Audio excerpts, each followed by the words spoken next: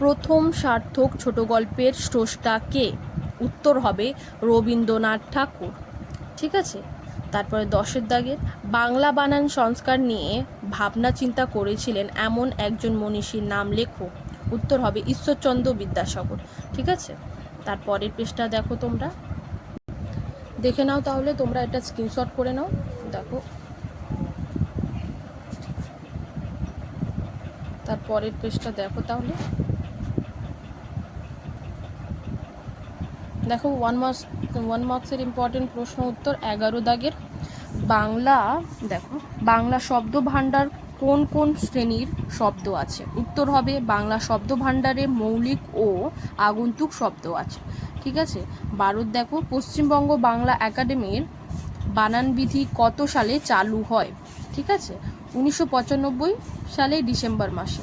ঠিক আছে, 13 হচ্ছে যে কলিকাতা বিশ্ববিদ্যালয়ের প্রথম বানান সংস্কার কমিটি কত সালে গঠিত হয়?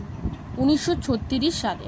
তোমরা এগুলো মনে রাখবে যে কত সালে চালু হয়, কত সালে প্রতিষ্ঠিত হয়, কত সালে গঠিত হয়, এগুলো তোমরা তারিখ মনে রাখবে। ঠিক আছে, যে কত সালগুলো তোমরা মনে রাখবে। ঠিক আছে, এখানে দেখো কলিকাতা এটা হয়ে গেল। তাহলে 14 দাগের হচ্ছে যে দেখো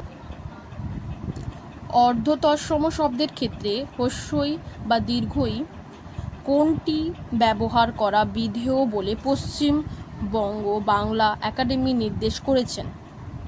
উত্তর হবে হ্রস্বইকে। ঠিক আছে, তারপরে 15 হচ্ছে যে তারাশঙ্কর বন্দ্যোপাধ্যায়ের একটি ছোট গল্পের নাম লেখো। উত্তর হচ্ছে রসকলি মিছিল। ঠিক আছে, দুটো মুখস্থ করে রাখো।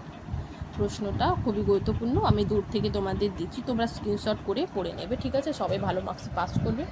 হাতের লেখা নাও ভালো রাখতে পারে, আমি খুব তাড়াহুড়োতে লিখেছি তোমাদের জন্যে। ভালো লাগলে অবশ্যই লাইক করো, নতুন থাকলে চ্যানেলটাকে সাবস্ক্রাইব করো। ঠিক আছে, আর কি প্রশ্নের উত্তর চাই কমেন্ট বক্সের মাধ্যমে জানাবে। ঠিক আছে, পরের পেজটা দেখো, তাহলে 16 দাগে প্রশ্ন হচ্ছে যে একটি বাংলা বানান সংস্কারক প্রতিষ্ঠানের নাম লেখো। উত্তর হচ্ছে অক্সফোর্ড ইউনিভার্সিটি প্রেস এবং রামকৃষ্ণ মিশন। ঠিক আছে, তারপরে প্রশ্ন হচ্ছে যে পশ্চিমবঙ্গ বাংলা একাডেমির, এখানে বাংলায় আছে তো আকাদেমি হবে, কিন্তু ইংলিশে একাডেমি বলা হয় না, তো একাডেমি কত খ্রিস্টাব্দে প্রতিষ্ঠিত হয়? দেখো, আমি তোমাদের প্রথমেই বলে দিলাম যে গঠিত, প্রতিষ্ঠিত, চালু, এটা তোমরা তিনটে যে আছে তার সালগুলো তোমরা মনে রাখবে। তো এই প্রশ্নটা হচ্ছে যে পশ্চিমবঙ্গ বাংলা একাডেমির কত খ্রিস্টাব্দে প্রতিষ্ঠিত হয়? 1986 20 মে। ঠিক আছে, 86 খ্রিস্টাব্দে। বুঝতে পারছো তো? এটা তাহলে তোমরা স্ক্রিনশট করে নাও, আর আগে যে আমি এক্ষুনি প্রশ্নের উত্তর দিলাম ওটাও স্ক্রিনশট করে নাও, ওই সালগুলো তোমরা মনে রাখবে, ঠিক তাহলে পারবে। তারপরে প্রশ্ন দেখো 2023 কোয়েশ্চেন পেপারে এটা এসেছিল, তোমাদের দেখিয়ে দিচ্ছি, আইপিএ রোমিও।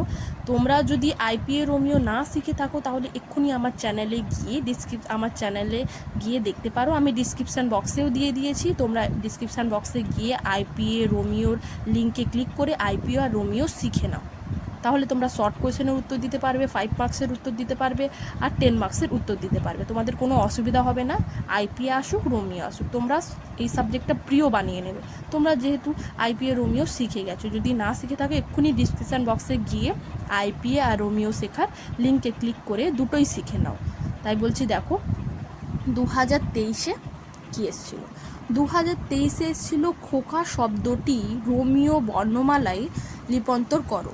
দেখো কেমন লেখা আছে, স্ক্রিনশট করে নাও। বুঝতে পারছো তো? খোকা, খুবই ইজি।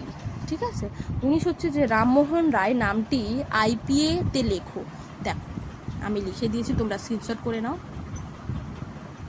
রামমোহন, খুবই ইজি।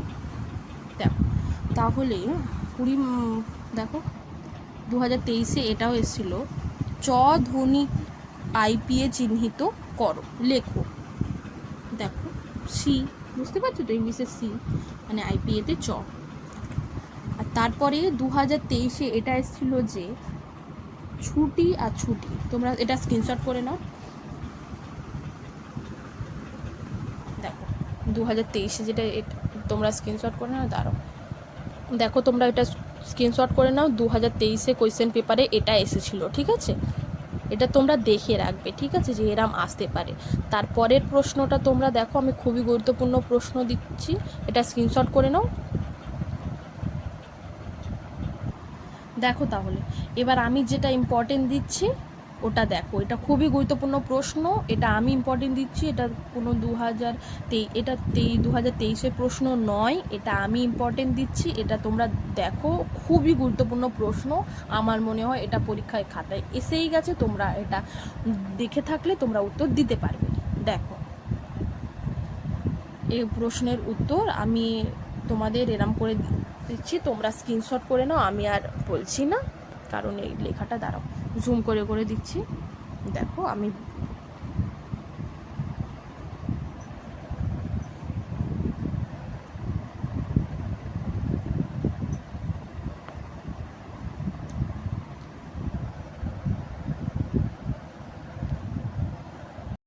দেখো তোমরা এটা স্ক্রিনশট করে নাও, ঠিক আছে?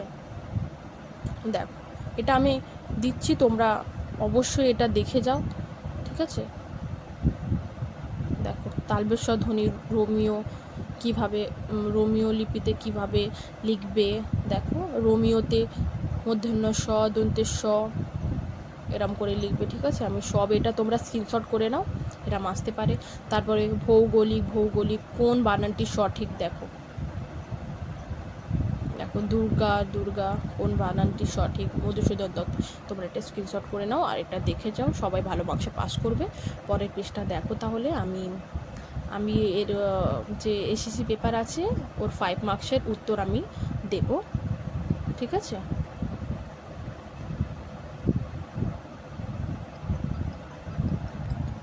দেখো তাহলে তোমরা পরের পেজটা আমি দেখাচ্ছি, তোমরা এটা স্ক্রিনশট করে নিয়েছো তো, তাহলে পরের পেজটা দেখাচ্ছি। পরের পেজটা হচ্ছে যে 28 দাগের বৈশিষ্ট্য কোন বানানটি সঠিক, তারপরে ব্যবধান, এগুলো সব প্রশ্ন, এগুলো তোমরা দেখো আমি উত্তর দিয়ে দিয়েছি। এগুলো হচ্ছে যে শুদ্ধ অশুদ্ধ তোমাদের আসে, শর্ট কোয়েশ্চেনও আসে আর 5 মার্কসেও আসে। তো তোমরা এটা দেখে নাও, আর 5 মার্কসের জন্য যদি শুদ্ধ অশুদ্ধ লাগে আমাকে কমেন্ট বক্সে জানাবে, আমি অবশ্যই তোমাদের দেব, ঠিক আছে? এটা স্ক্রিনশট করে নাও প্রথমে তোমরা, তারপরে নতুন থাকলে চ্যানেলটাকে সাবস্ক্রাইব করো, ঠিক আছে? ভালো লাগলে অবশ্যই লাইক করো, বন্ধুদের কাছে শেয়ার করো, সবাই পাস করে যাক যাতে, ঠিক আছে? শেয়ার করো, like comment share subscribe and press the bell icon. আজকে এতটাই, দেখা হচ্ছে পরের ভিডিওর মাধ্যমে।